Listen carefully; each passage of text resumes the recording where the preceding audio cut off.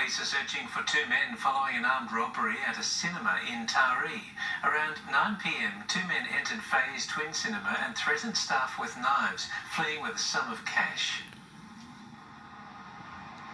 And hid behind some kind of a locker and then jumped out at the attendants when all the other people were in the cinema. We're looking for two males who were thin. One had a balaclava on, so obviously the description's a bit hard, and the other had a jacket or coat around their head. Police are urging anyone with information to contact Crime Stoppers. Struggling dairy farmers have met with the Federal Agriculture Minister in Wauchope, demanding solutions for the current industry crisis. It comes after Australia's peak dairy body announced its support for the introduction of a mandatory code. They work from dawn until dusk 7 days a week. Many paid as little as $2.50 an hour. Every farmer I know is suffering.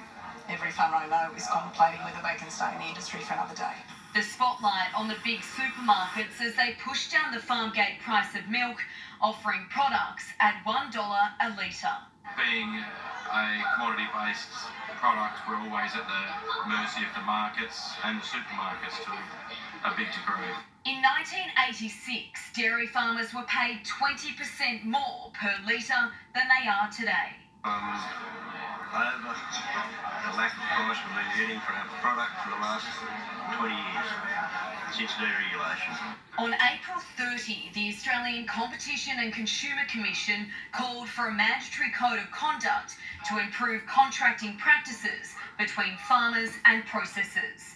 A move initially met with resistance, but last month Australian dairy farmers voted in support of it. The ADF, to their credit, came to the party and said they will support one. So now it's about listening to farmers, get a grassroots understanding of what they want in that code to make sure that it addresses some of the issues that concerns them.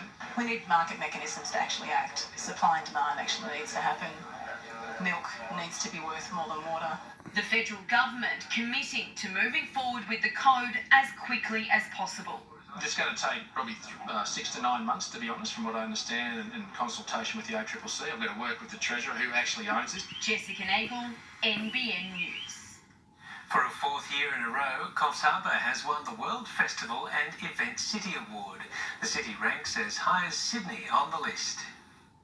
Beautiful beaches, remarkable rainforests, enjoyable events and entertainment. These are what makes the Coffs Coast the place to be. Now we've been acknowledged for all of this and more on the world stage.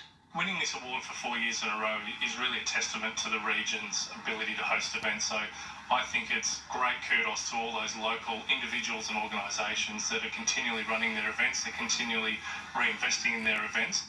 An international panel of experts ranked Coffs Harbour as equal to cities like Moscow, Ottawa, Winnipeg, Sydney and Philadelphia for the quality and variety of its annual events. The diversity of events on offer certainly broadens our appeal to be a #1 cultural destination. Regional destinations do have competitors, and I guess that's a really easy way to differentiate us from any of the other multitude of places you can go around Australia. Right on the heels of the Woolgoolga Curry Festival, the International Buskers Festival turned it on today for a special kids showing. The upcoming World Rally and Screenwave International Film Festival will bring visitors in the thousands. Each year the stadium alone brings $30 million worth of economic value into our community, and that's not to mention all those other wonderful events that take place in the open spaces and parks and reserves around the Coffs Coast. Are we going to go for 5? I think we'll go for 5. Britt Ramsey, NBN News. Foster Police Station has undergone a major upgrade. The $2.3 million redevelopment comes as Taree's police station is being replaced. An upgrade long overdue, now complete. Foster Police Station has undergone a 15-week revamp and can now house twice its usual number of prisoners. Having the facilities to minimise the risk to police, and that's by having more room, having adequate facilities to house prisoners, having the facilities to house violent prisoners, and having like CCTV and video surveillance that we can monitor what prisoners are up to. It means people arrested in Taree can be transferred to the Foster facility as the town's own Albert Street Police Station is rebuilt. These upgrades have come about because of the new police station built at Taree. During that construction phase, they need somewhere to house the prisoners, somewhere for the AVL and that sort of thing to happen. So that's why they're having the upgrades to this police station. Ensuring the safety of those in custody and police officers themselves. Now at 3 o'clock in the morning, we're all home in bed. I've got police sitting here at night dealing with prisoners, and unfortunately, some of our prisoners are violent, and our police have got to deal with that. So my main game with these designs was to make it safe for the police. Lara Coffey, NBN News. The project the community of Warhope has been waiting on for a decade is officially complete. The old Memorial Olympic pool has been revamped just in time for summer.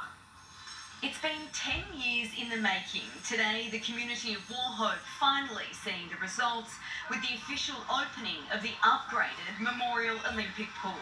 There's been a lot of lobbying, a lot of hard work that's gone on behind the scenes, and I'd just like to thank everybody involved. Actually seeing it come to fruition was long overdue. Upgrades include structural repairs to both the 50-metre and toddler pool, a new heating and filtration system, grandstand, diving boards and a children's water activity area.